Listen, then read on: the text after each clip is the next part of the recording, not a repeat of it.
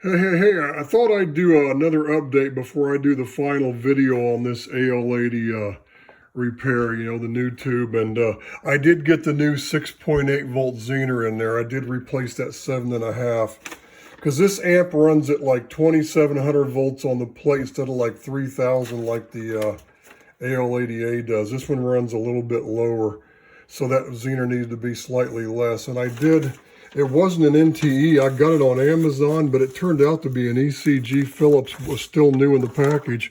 I laid the package here somewhere, but I don't know where it is. But I built a little board, a regulator board for these lights.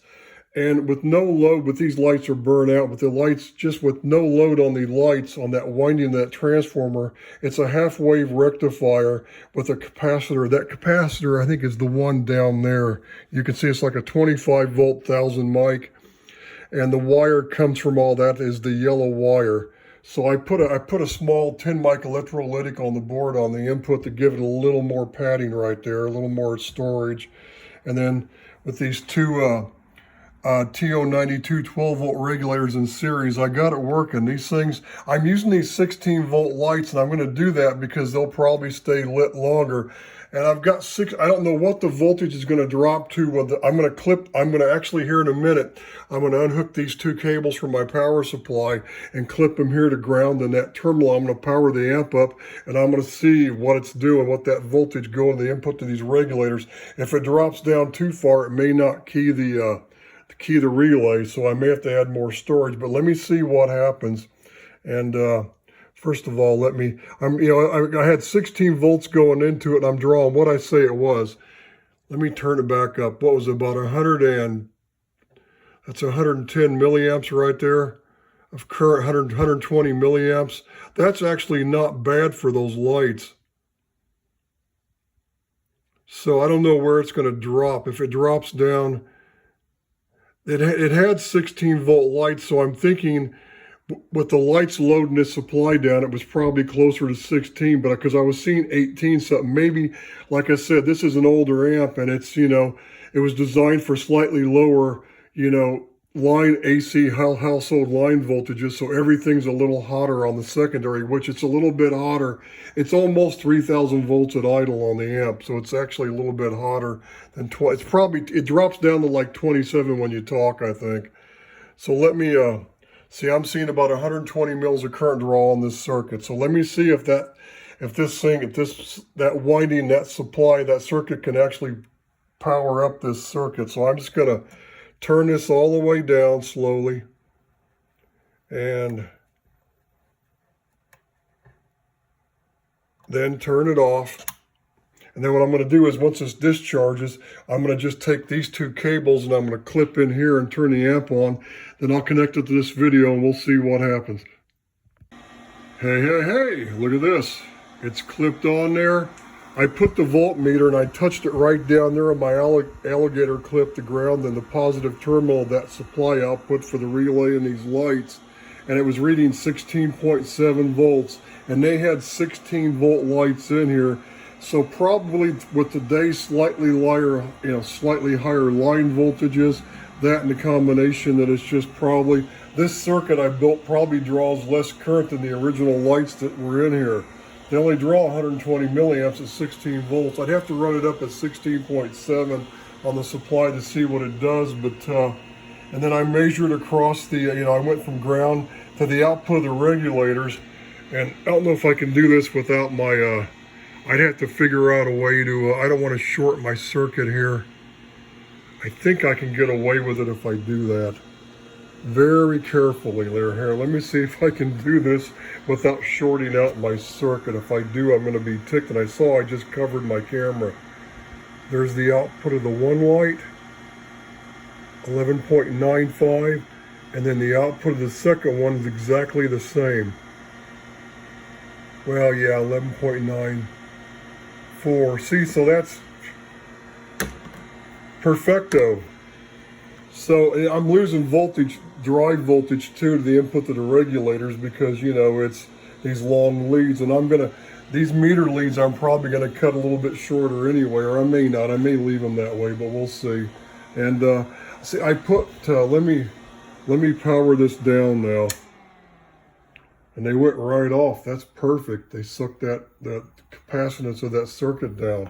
So it's going to work, and there's over 16 volts because I think that's the way the amp was designed. It was supposed to be 16 volts with the lights loading down that supply. You were supposed to see around 16 volts, and that's why they had 16 volt lights. The problem is these things burn out meter lights like crazy because it was probably a little too hot, or you always want to run them down just a little lower.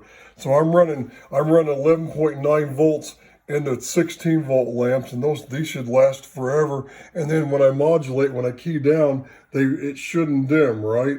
So, I mean, even if the relay, I'm sure when I key the relay, that 16 some odd volts would drive, 16.7 going into this is going to drop way down, but it's still, as long as it's, 13 volts, it's going to be fine, and it's not going to be an issue. The regulator should still power the lights fine. So they could dim maybe just a hair.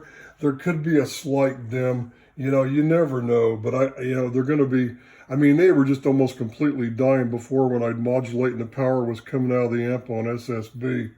So anyway, this is going to be a lifesaver here. So let me give you a close-up of the board and see what I did was, if I can get this off of here, hold on. It got kind of, I'm trying to do this with, I should be using my tripod, I guess.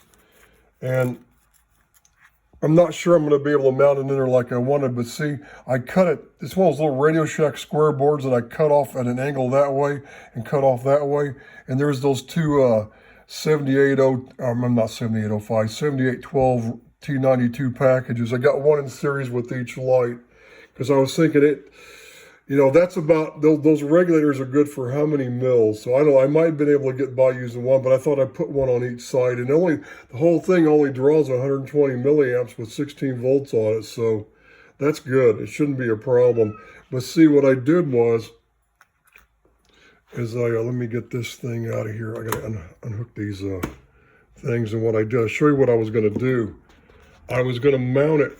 See that where that screw is right here? Or is it right there? Where it has that terminal that has the wire that powers up the lights. I'm just going to put it.